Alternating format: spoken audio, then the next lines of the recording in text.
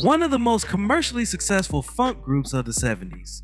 The band's main attraction was undoubtedly the fiery lead vocals of Chaka Khan, the soul diva whose career was launched by this multiracial combo.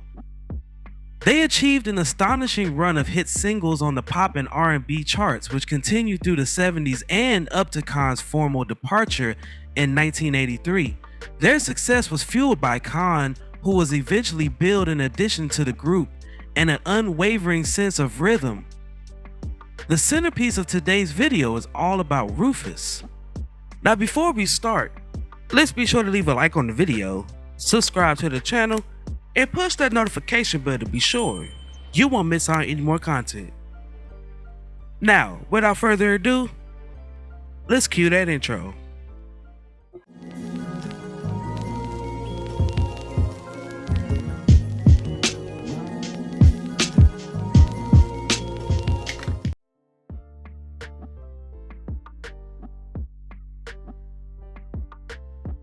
This story starts in Chicago, Illinois with the band The American Breed, which is made up of Lee Graziano, Gary Leduzzo, Charles Chuck Colbert, and Al Siner.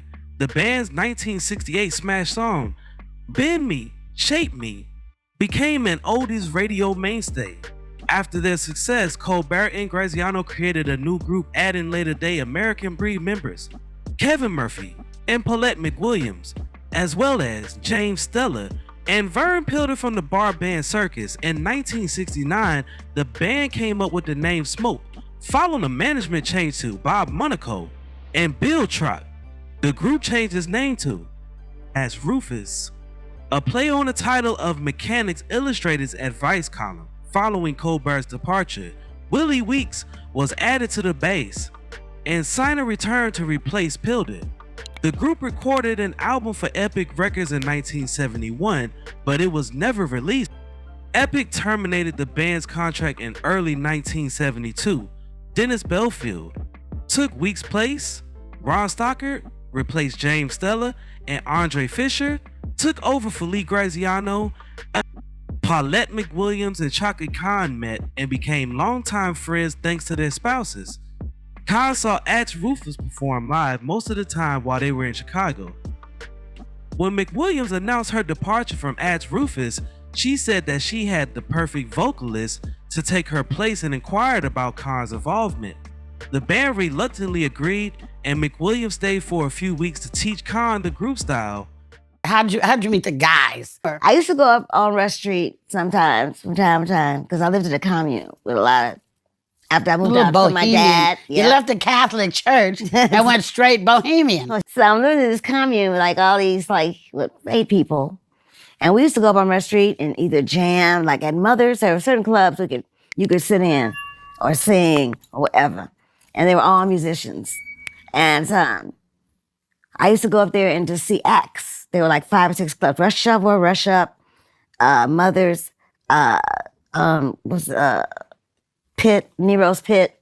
Those are just to name a few. And those are clubs that people from Chicago would totally remember, right? Yeah, of my age group. Mm-hmm. So I once stumbled upon a band called Rufus playing at Rush Up. And they were mixed, right? Black yes, boys. oh, they're all white. And one girl, Paulette McWilliams, was the only So Rufus singer. was all white? They were all white. Mm-hmm. Well, except for Charlie. What's his last name? I can't remember. He was a conga player. Okay. But everyone else is white. Stockard remained the band's driving force after signing with the BC in 1973, despite Khan's compelling live appearance, which added to the group's popularity. He also gave the group's self-titled debut, which was released later that year, a more pop rock feel. Bob Monaco was key in gaining Axe Rufus a contract with ABC Dunhill. A few weeks before Rufus was set to perform, they caught the attention of Ike Turner, who flew them to Los Angeles to record at his studio, Bollock Sound. Turner wanted Khan to be an Ikette, but she declined, stating she was really happy with Rufus. But Ike's attention was certainly a boost. The group returned to Los Angeles shortly after that to record their debut album. Although the songs Whoever's Thrilling You is Killing Me and Feel Good brought the group some attention from R&B radio stations, the album itself had minimal sales and a Stockard led Slip and Slide failed to catch major attention from pop radio. The group quickly re-entered the same studio to record their follow-up album Rags to Rufus. Siner and Belfield left the group shortly after, as well as Stockard, who was replaced by Los Angeles-based keyboardist Nate Morgan. In addition, drummer Andre Fisher hired Tony Maiden and bassist Bobby Watson, both of whom were from Los Angeles. The trio's addition to Rufus gave the group a distinct sync sound with a deeper funk and jazz influence to complement Khan's now emerging powerful lead vocals.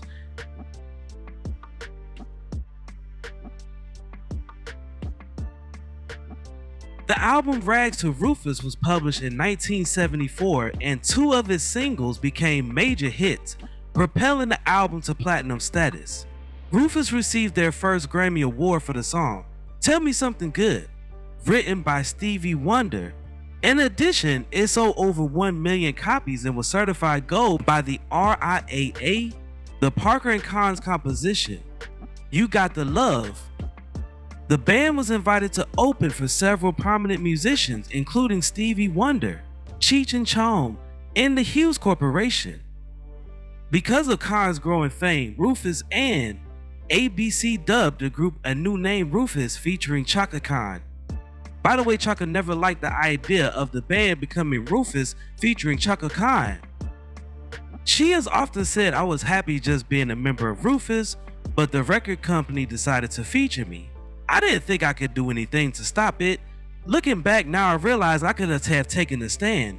With the new billing, the band immediately recorded and released their next album, Rufus Size, in 1974. Another platinum success, the group again entered the top 10 with the funk singles Once You Get Started, Stop On By, I'm a Woman, Pack My Bags, and Please Pardon Me, You Remind Maine of a Friend. The group headlined their first major tour in 1975, with Khan receiving notice in concert reviews for her powerful voice and provocative dress, to the point where she was frequently featured on magazine covers such as Jet. The media dubbed Khan the wild child since her offstage actions complemented her onstage demeanor. She was frequently likened to Tina Turner, and some rock and soul writers dubbed her a pint-sized Tina. Some members of the group began to feel that Khan's presence overpowered the band. Rufus featuring Chaka Khan was released in 1975, the group's 4th and 3rd significant single with Khan as singer. The major hit on the album was a composition by Khan and Tony Maiden titled Sweet Thing. It reached the top 5 of the charts and became their 4th record to go gold. Despite the album's success, as well as a second successful major tour, tensions grew within the group, particularly between Khan and longtime Rufus drummer Andre Fisher. Khan married Richard Holland during recorded sessions of Ask Rufus. She had divorced her first husband, Khan, in 1974, prior to the birth of their child. Holland's presence only made things worse between Khan and Fisher. During one session of Ask Rufus, Fisher got into a fight with Holland, who received help from Khan and attacked. After a tour promoting Ask Rufus, Fisher finally left the group. He was followed by Nate Morgan, and they were replaced by Richard Moon Calhoun and Dow Holt and David Hawk Walensky, respectively. The new lineup recorded the album, Street Player. After initially dismissing it as a rumor, Khan announced in media outlets that she was going solo and striking a deal with Warner Bros. The decision affected Khan's connections with the other Rufus members. Khan's self-titled debut album was released later in 1978. The album sold more than Street Player, reaching platinum status thanks to the international smash hit I'm Every Woman by Ashford and Simpson. She continued to promote the album. In 1979, John J.R. Robinson took over as the group's drummer in April 1978, replacing Calhoun.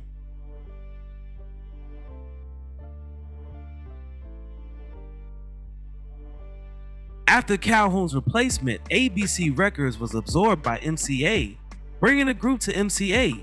While Khan promoted Chaka, Rufus put out a less favorably received album without Khan called Numbers.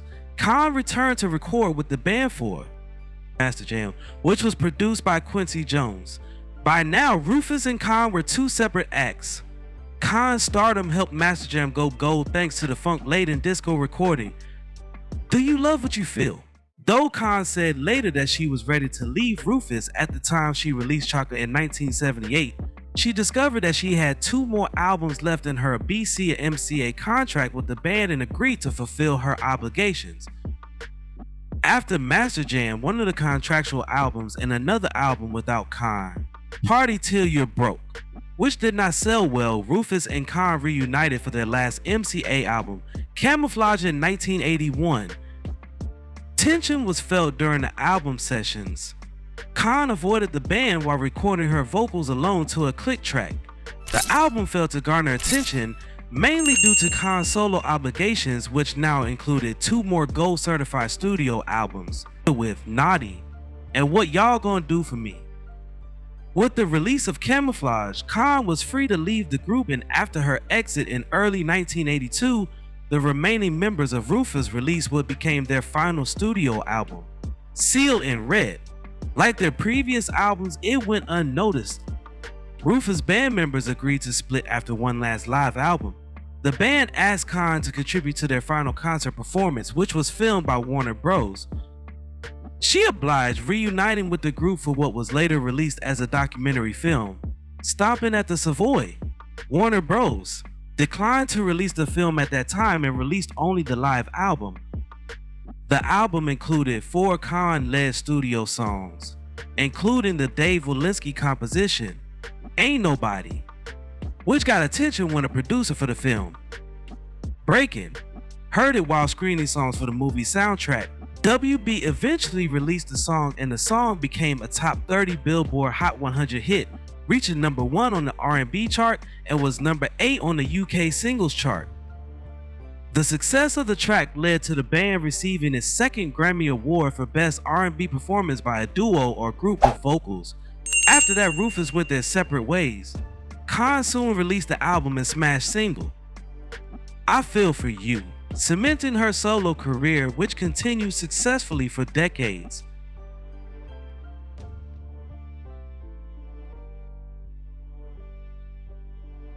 In 2001, Rufus, Kevin Murphy, Tony Maiden, Bobby Watson, Dave Walensky, John J.R. Robinson, and Khan reunited for a brief tour, which Khan described in her 2003 autobiography, Chaka, Through the Fire.